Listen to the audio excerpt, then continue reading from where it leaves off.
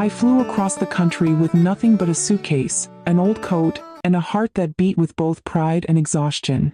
Every mile that passed beneath the plane's wings felt like a chapter of my life closing, and another one finally beginning.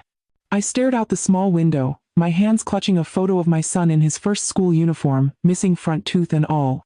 I could still hear his tiny voice from years ago saying, "One day, Dad, I'll make you proud." That promise had carried me through every sleepless night, every double shift, every lonely meal eaten after midnight. I had nothing extravagant to offer him while he was growing up, no vacations, no fancy toys, no big house, but I gave him what I had, everything. My time, my love, my energy, my hope. And now, as the clouds parted and the city lights of his university town came into view, I felt like it had all been worth it. I still remember the years when we could barely afford the rent. The winters were cruel, and the heater barely worked. I used to wrap my boy in my own coat on the walk to school, pretending I wasn't cold. He'd always ask me if things would get better, and I'd smile and say, "They already are, son. You're my reason they're getting better." He'd smile back, not realizing how much those words kept me going. Every paycheck I earned went straight into his education fund. I worked as a janitor, a delivery driver, even took odd jobs cleaning people's homes. Sometimes I'd come home so tired I couldn't feel my legs, but I never complained. Every sacrifice felt like an investment in his happiness. When he got accepted to college across the country, I cried for the first time in years. Not because I was sad, because I was proud.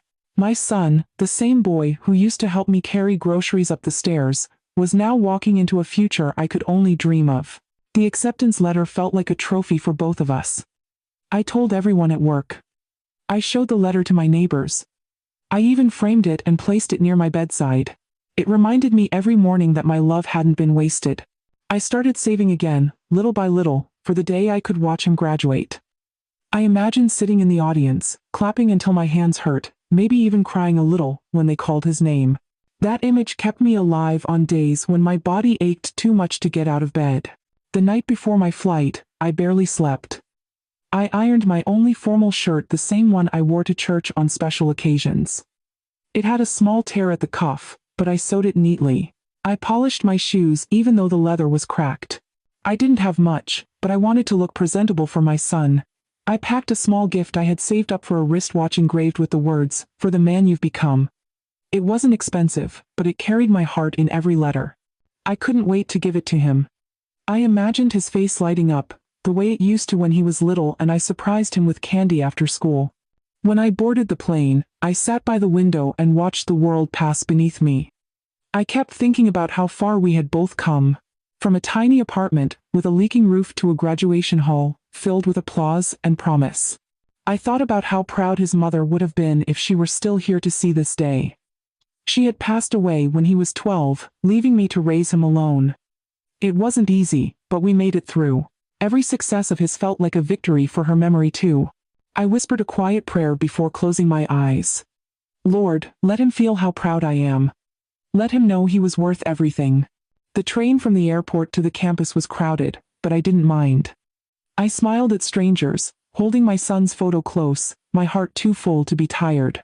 The station near the university was buzzing with families, laughter, and students in graduation gowns. Everywhere I looked, there were proud parents carrying flowers and cameras. I held on to the little wrapped box in my pocket, my fingers tracing the engraved letters through the paper.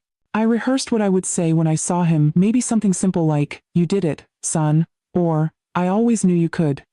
I thought maybe he'd introduce me to his friends, maybe even to his professors. I dreamed of standing beside him for a photo, just one picture to prove that love can build miracles. As I approached the university gates, I saw his name on the graduation list printed on a big whiteboard near the entrance. My heart swelled so much I thought it might burst. I took a picture of it with my old phone. The crowd around me was loud, but in that moment, everything felt quiet, peaceful. I imagined spotting him in the crowd, waving, smiling back at me, maybe even hugging me in front of everyone. I imagined us walking together after the ceremony, maybe grabbing dinner, laughing about how far we'd come. It was all I wanted. Not money, not recognition, just that moment. That single moment of pride that said, "We made it." But as I got closer to the hall, something inside me shifted. Families were gathering in groups, but when I told the volunteer my son's name, her smile faded slightly. She glanced at her clipboard, then at me, then back at the list. "Oh," she said softly. "You must be his father?" I nodded, my chest tightening slightly. She looked away for a second and then said, "Please wait here a moment." Her tone had changed, polite, but distant. The joy that filled me just moments ago began to thin out like smoke in the wind. I watched her walk quickly toward another staff member, whispering something I couldn't hear. They both glanced in my direction, and I suddenly felt out of place, like I was standing where I didn't belong. The laughter of nearby families grew louder. Children were taking photos with proud parents, professors were shaking hands, and I stood there holding my old suitcase and a small wrapped gift, feeling invisible. The volunteer returned after a few minutes and said, "I'm so sorry, sir. The hall is full. There aren't any seats left." Her voice was gentle, but her eyes wouldn't meet mine. "But my son, he's graduating today," I said softly, almost whispering. "I just came to see him walk the stage." She shifted uncomfortably and repeated, "I understand, sir, but there's no space inside. You can wait outside and watch through the screen." I felt a strange heaviness in my chest, as if the world had suddenly tilted. I looked past her into the hall, trying to catch a glimpse of him. And for just a moment, I saw him standing tall in his gown, laughing with friends, his hand adjusting his cap. My heart skipped. But then his eyes caught mine. And what I saw there wasn't surprise, wasn't joy. It was hesitation and shame. He quickly looked away, pretending not to notice me. And that's when I realized this wasn't a mistake. The seat I was denied wasn't because of space. It was because of me. Because I didn't fit the image he wanted to show the world. My hands, worn and rough from years of work, my old coat, my humble presence, they embarrassed him. I stood there quietly, the noise of the crowd fading into a distant hum. I didn't cry. I didn't shout. I just stood still, holding the gift in my pocket, my heart breaking silently inside my chest. The day I thought would be my proudest moment had become the loneliest one of my life. And as the wind brushed against my face, I finally understood the world can celebrate your child's success, but only you know the cost that built it. When I arrived at the graduation hall, the morning sun was bright, almost blinding, but it couldn't hide the unease growing in my chest. I had imagined this moment so many times, walking through the crowd, finding my seat, hearing my son's name echo through the auditorium as I clapped with pride. But the reality felt different. The closer I got to the building, the more distant everything felt, like I was a stranger in a world that once belonged to me. Families were taking pictures together, mothers fixing their sons' caps, fathers shaking hands with professors.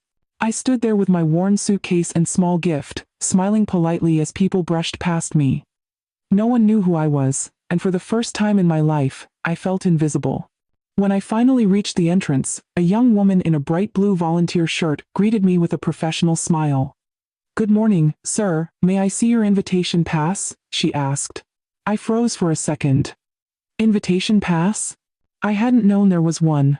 I told her softly that I was the father of one of the graduates. I said his name proudly, expecting her to smile and guide me inside. But instead, she paused, her smile faltering for just a second. She looked down at her clipboard, flipping through a few pages. "Your name isn't listed under the guest passes, sir," she said, her tone changing slightly, more careful now. "You might have to wait while I check with the staff coordinator." I nodded quietly, trying to stay calm, even though my stomach twisted. She walked off toward another staff member, whispering something while occasionally glancing at me. I could see the confusion in their faces, the way people look when something doesn't fit neatly into their schedule. I took a step back, not wanting to draw attention, pretending to adjust my sleeve just to have something to do with my hands. A few minutes later, she returned, smiling again, but not with the same warmth as before. "Sir, I'm very sorry, but it looks like all the guest seats are filled. You're welcome to watch from outside on the screen if you'd like." Her words didn't register at first. Watch from outside? I had flown for hours, saved for months, and waited for years to see this day. I tried to explain, gently, that I wasn't just another guest, I was his father. I told her how I'd come all this way, how I just wanted to see him walk the stage. She looked at me with pity, not understanding that this wasn't about a seat, it was about belonging. She murmured an apology, then gestured toward a large monitor set up in the courtyard. You'll still be able to see everything, sir. I walked toward the screen slowly, each step heavier than the last. The courtyard was nearly empty, except for a few parents who couldn't find space inside. Most of them chatted quietly, sipping coffee, their eyes glued to the screen. I found a small bench near the edge of the crowd and sat down. My hands trembled slightly as I unwrapped the small gift box, staring at the engraved watch inside. The sunlight glinted off the silver, catching my eyes. "For the man you've become," the words read. I smiled weakly, feeling the irony of it sting my chest. Then, the moment came. The ceremony began. The dean gave a long speech about success and perseverance. Students were called one by one. I leaned forward as the camera panned across the stage, searching for my son's face. And there he was standing tall in his black gown, cap tilted just slightly, his hands clasped behind his back. My heart leapt. That was my boy. My eyes blurred as they announced his name. I clapped instinctively, even though no one around me did. For a moment, I forgot everything. That was my son walking across that stage, the same boy I'd carried on my shoulders to school, the same boy who promised to make me proud. But then, something happened. As the camera zoomed out to show the audience, I caught sight of the reserved section near the front row. Rows of parents, siblings, and friends, everyone smiling, cheering. And there, in that front section, I saw him glance toward the crowd. For a moment, his eyes swept across the room and I swear they landed on me, sitting outside by the screen. But instead of smiling or waving, his expression shifted. It was small, a flicker of discomfort, almost like fear. He looked away quickly, his jaw tightening, pretending not to see me at all. My breath caught in my throat. The realization hit me slowly, painfully, like a knife turned gently in the heart. He didn't want me there. It wasn't the staff. It wasn't the seating. It was him. He hadn't told them about me. He hadn't wanted me inside that hall because I didn't belong in the world he'd built. My clothes, my accent, my rough hands, everything about me reminded him of where he came from, and he wanted that part of himself hidden. I sat frozen, watching him smile for photos with his classmates, laughing freely under the bright lights. I should have felt pride, but all I felt was emptiness. When the ceremony ended, families rushed toward the graduates, hugging, taking pictures, throwing their caps into the air. I stood up slowly, watching from a distance as he posed with his friends. I thought maybe I could wait until the crowd thinned, and then surprise him, maybe even just hand him the gift and leave quietly. But when I walked closer, I overheard one of his friends ask, "Who's that man over there?" I saw my son glance in my direction, his eyes flickering with unease again. He said something I couldn't fully hear, but the words, "just a passerby," floated faintly through the air. My chest tightened until I could barely breathe. I stopped in my tracks, watching as he laughed and turned away. The sound of his laughter used to bring me joy. Now it felt like a weight pressing against my ribs. The world around me blurred. The cheering, the music, the flash of cameras, all of it faded into a distant hum. I stood there for a few more seconds, holding the small box in my hands. Then I turned and began walking back toward the street. My steps were slow, heavy. Each one felt like a goodbye I hadn't agreed to. I didn't cry, not yet. I just kept walking, the watch still clutched in my hand, its engraved words cutting deeper with every heartbeat. "For the man you've become." And as the noise of celebration faded behind me, I realized that somewhere along the way, my son had become everything I thought I wanted: successful, respected, admired, but in the process, he had forgotten who taught him how to stand. I walked until the sound of the celebration disappeared completely. My feet ached, but I barely felt it. My mind was replaying every moment in slow motion: the look on his face when he saw me, the slight hesitation, the quick glance away. It wasn't just embarrassment, it was rejection, quiet and deliberate. I stopped under a tree near the parking lot, the sun beginning to sink behind the tall campus buildings, and sat down on a low stone wall. For a long time, I said nothing. I just watched families passing by, their laughter echoing through the cool evening air. Mothers carrying flowers, fathers taking pictures, children hugging their parents tightly. And I sat there, holding the small box with the watch I never got to give him. The wind picked up, rustling the graduation banners that lined the street.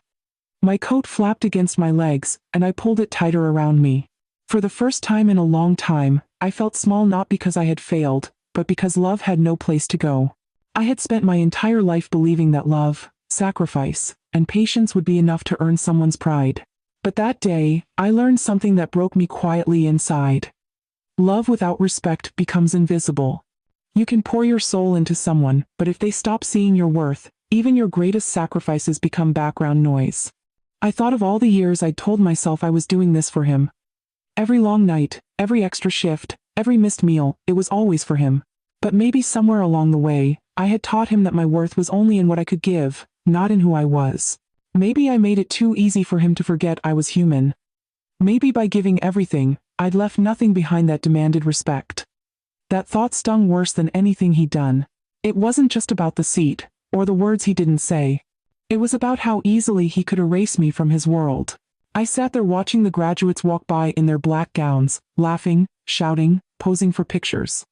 I noticed an older woman nearby, her hands trembling as she tried to take a photo of her daughter. Her phone slipped, and I caught it before it hit the ground. She smiled and said, "Thank you, sir," her voice soft, grateful. I smiled back faintly, saying, "Congratulations to your daughter." She nodded proudly. "Yes," she said, "she worked so hard.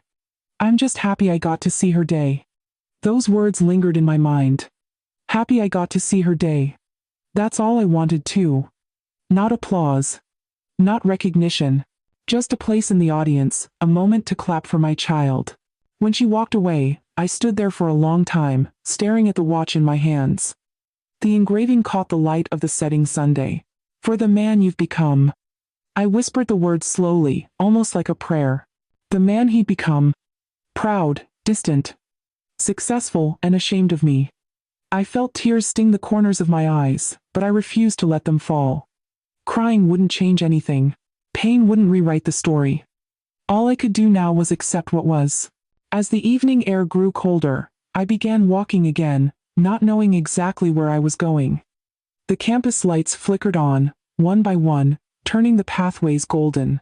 I walked past the tall buildings, past the lawns filled with students and families, until I reached a quiet bench under a large oak tree. I sat down again and looked up at the sky. The clouds had started to thin, and the first star had appeared. I closed my eyes and took a slow breath. In the silence, I thought about what pride really meant. All those years, I believed that success meant money, recognition, and education. That's what I wanted for him, to have everything I never had. But sitting there, I realized that I had given him something far more valuable. Endurance, humility, resilience. He might have gained the world, but somewhere along the way, he lost the foundation that built him. And maybe that was his burden to carry, not mine. I opened my eyes and looked at my hands, hands that had carried boxes, scrubbed floors, fixed leaking pipes. Hands that had done honest work. They were rough and calloused, but they were steady. They told a story of survival, of love, of strength. And for the first time that day, I felt something shift inside me. Maybe I wasn't the one who should be ashamed. Maybe shame belonged to those who forget who helped them rise. I leaned back against the bench, listening to the faint sounds of celebration still drifting from the hall. I imagined him standing there, shaking hands, smiling for pictures, wearing that cap and gown. I hoped, deep down, that when he looked at the crowd, he'd feel something, some small ache reminding him of the man who had believed in him before anyone else did. I hoped one day, he'd remember not just the graduation day, but the mornings I woke before dawn to make his breakfast, the nights I stayed up waiting for him to come home safely, the words of encouragement whispered when he doubted himself. Maybe not today, maybe not tomorrow, but one day, I hoped he'd see the truth. As the night grew darker, I reached into my pocket and pulled out the small box one last time. I opened it and looked at the watch again. For a moment, I considered leaving it on that bench, like a piece of the past I no longer needed to carry. But then I closed it carefully and slipped it back into my coat. It wasn't a gift for him anymore, it was a reminder for me.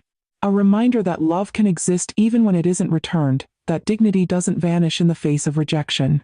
I stood up slowly, taking one last look at the campus before walking away. I didn't know where I would go that night. Maybe a small motel, maybe the train station, maybe just a quiet place to rest. But I knew one thing for certain, I would walk with my head held high. I had raised a man, given him everything I had, and even if he couldn't see my worth, I would not let that blind me to my own. Some love stories don't end with reconciliation, they end with acceptance. And sometimes, that's where true strength begins. The next morning, I woke up before dawn in the small motel room I had rented near the station. The air was still, heavy with the smell of stale coffee and quiet disappointment. I sat at the edge of the bed, staring at the folded graduation program lying beside my suitcase. His name was printed neatly on the second page, bold and proud.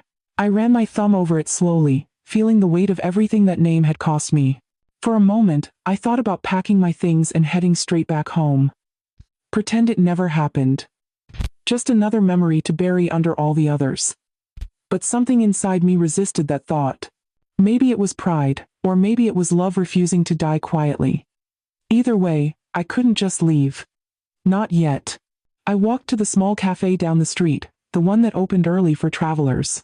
The woman behind the counter smiled at me kindly as she poured a cup of black coffee. I thanked her, my voice still rough from the night before. As I sat by the window, the campus stood in the distance, banners still hanging, balloons deflating, bits of confetti scattered on the ground. The celebration was over, but the echo of it lingered in the morning air. I stirred my coffee slowly, thinking about what had happened. The humiliation still burned, but under that pain was something else: clarity. A quiet understanding that no amount of love could change someone who didn't want to remember where they came from. As I sat there, I thought about all the lessons life had taught me about hard work, humility, and truth. And I realized that while my son might have outgrown his past, I hadn't outgrown my values. I might have been invisible at his graduation, but I still carried the kind of dignity that no one could strip away. It wasn't the kind of dignity that needed applause. It was the kind that lived in silence, in endurance, in knowing that you've done right even when the world refuses to notice. When I finished my coffee, I reached into my coat pocket and pulled out the watch box again. The sunlight glinted softly against its edge. I placed it on the table and stared at it for a long time. That watch was supposed to be a gift, a symbol of pride, of celebration, of everything I had poured into my son's success. But now, it felt like something else entirely. It was a reminder of how love can be both the purest and the most painful thing in the world. I thought about throwing it away. But then I realized that wouldn't solve anything. It wasn't the watch that hurt, it was what it represented. I took out a small piece of paper from my wallet and began to write. The words came slowly, one by one, heavy but deliberate. I wrote him a letter. Not of anger, not of blame, but of truth. I told him how proud I still was, how deeply I had loved him, and how much I had hoped that day would be different. I told him that I didn't want his apology. I only wanted him to remember the hands that built his foundation. I wrote that no matter how high he climbed, he should never forget the ground that carried him. When I finished, I folded the letter neatly, slipped it inside the watch box, and wrapped it again just like before. After paying for my coffee, I walked back toward the campus. The streets were quiet now, only a few students lingering, taking down decorations, sweeping confetti off the steps. I found the department office where graduates collected their final documents. The receptionist looked up and smiled politely. "Can I help you, sir?" she asked. I nodded and said, "Could you please deliver this to my son?" She hesitated for a moment, glancing at the name written neatly on the box. "Of course," she said, taking it gently. I thanked her and turned to leave. As I stepped out into the sunlight, I felt a strange sense of release, like I had finally set something heavy down. Walking away from that building felt different this time. The pain was still there, but it no longer controlled me. I didn't feel humiliated, I felt free. I had said what needed to be said, in the only way I knew how, with honesty and grace. My words would reach him eventually, and when they did, I hoped they would stay longer than any applause he heard that day.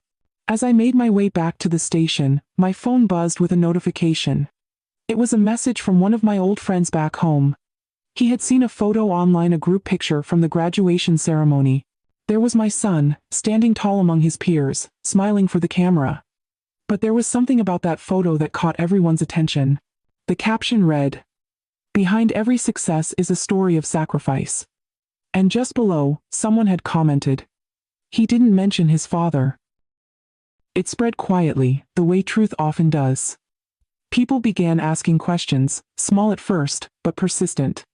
Some knew me, knew the story of how I had worked to put him through school. They began to talk, to share what they remembered. It wasn't anger that drove them, it was fairness. They wanted people to know that the man who stood in the shadows had been the one who built the light. I didn't respond to the messages. I didn't need to. I just smiled faintly, folded my phone away, and looked out the train window as the city began to fade into the distance. Maybe one day, he'd see that truth for himself. Maybe one day, he'd read my letter and understand that I never wanted to embarrass him. I only wanted him to remember that love, even when silent, never stops watching, never stops hoping. As the train rolled forward, I realized this was my own kind of graduation. Not from school or life, but from pain. From the need for recognition. From the hope that love must always be seen to be real. I leaned back, closed my eyes, and let the motion of the train carry me home, toward peace, toward freedom, toward the quiet dignity that had always been mine. The train hummed softly beneath me as the city disappeared behind a blur of light and motion. I leaned my head against the window, watching the horizon stretch endlessly ahead. For the first time in years, I wasn't thinking about bills or responsibilities, or even about what I had lost. I was thinking about what I had left, the quiet strength that had carried me through every hardship, the ability to endure without bitterness. Somewhere deep down, I realized that this journey wasn't about seeing my son graduate. It was about learning to let go, to stop defining my worth through someone else's recognition. The sun began to rise as the train crossed into the open countryside. Golden light spilled over the fields, painting the world in soft, forgiving colors. It reminded me of the mornings from my younger years, when my son was still a little boy. I used to wake him before dawn for school, his hair messy, his eyes half asleep. We would walk together down the long dirt road, his small hand gripping mine tightly. Sometimes he'd stumble, and I'd lift him up without a word. He'd look up at me and smile, and that smile was all I ever needed. Those were the moments that built my world. I realized then that no ceremony, no diploma, no applause could ever erase those mornings. Those were mine, untouchable and eternal. I reached into my coat and pulled out a small photo I always carried him at 8 years old, holding a cardboard trophy he made for Father's Day. The words written in his crooked handwriting said, "To the best dad in the world." I ran my thumb across the faded ink and smiled. That little boy, I thought, still existed somewhere inside the man he had become. Maybe hidden, maybe buried under ambition and pride, but still there. And maybe, one day, life would bring that boy back, not for my sake, but for his. Because one day, he would learn that success without gratitude is a lonely place to live. When the train finally reached my stop, I stepped out into the morning air. The sky was wide and quiet, the streets still empty. I walked through the familiar neighborhood where I'd lived most of my life. The same cracked sidewalks, the same corner store, the same faces that greeted me with warm nods. It wasn't much, but it was home, and it welcomed me without judgment. As I turned the corner, I saw my old house waiting, its paint fading, the porch creaking just the way it always had. For a moment, I stood still, breathing in the scent of the jasmine growing along the fence. It reminded me of peace, not the kind that comes from having everything, but the kind that comes from finally needing nothing. Inside, I set my suitcase down and made myself a cup of tea. The house was quiet except for the sound of the kettle whistling softly. I sat by the window, watching sunlight pour through the curtains, dust floating like tiny stars in the air. I felt the heaviness in my chest begin to ease. The pain was still there, but it no longer owned me. It had become part of my story, not the ending, just a chapter. I realized that dignity doesn't live in the approval of others, it lives in the choices you make when no one's watching. I had chosen love over resentment, truth over anger, silence over revenge. And that, I thought, was its own kind of victory. Days turned into weeks, and life quietly settled back into rhythm. Sometimes, when the mail came, I'd catch myself wondering if there would be a letter from him. Maybe an apology, maybe nothing at all. But even when it didn't come, I didn't feel empty anymore. I had found peace in knowing that I had done my part, that I had raised him with love, given him my all, and let him go with grace. The rest was between him and life. Sooner or later, the world has a way of teaching what parents cannot. One evening, I went out to my small garden. The sun was dipping low, casting everything in a soft orange glow. The jasmine flowers had bloomed again, filling the air with their sweet scent. I knelt down to water them, my knees creaking, my hands steady. As the water trickled down the soil, I thought about how love is like these flowers, fragile, easily bruised, yet somehow always finding a way to grow again. It doesn't matter how many storms it survives. If you tend to it with patience, it always comes back stronger. I looked up at the horizon, the sky painted in streaks of gold and crimson, and I smiled. I wasn't waiting for a call or a message anymore. I wasn't waiting for recognition or closure. My story didn't need a perfect ending to have meaning.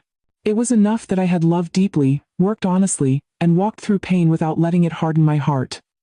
That, I realized, is what makes a life beautiful, not perfection, but perseverance. So if you ever find yourself standing where I once stood, feeling forgotten by someone you gave everything to, remember this. Your worth doesn't disappear because someone fails to see it. The love you gave was never wasted. It lives in the work you did, in the sacrifices you made, in the goodness you carried even when it hurt. People may forget your kindness, but life never does. It has a way of returning what you give, even if not from the same hands. As night fell, I placed the old photo on the table beside my tea. I whispered softly, "I'm proud of you, son, not because of what he achieved, but because of what he once was, the boy who held my hand, the boy who believed in love before the world taught him pride." I hoped, wherever he was, that he could still hear it somehow. Then I leaned back in my chair, closed my eyes, and let the cool evening wind fill the room. For the first time in a long while, I felt truly at peace. Because forgiveness, I realized, is not for them, it's for you. And in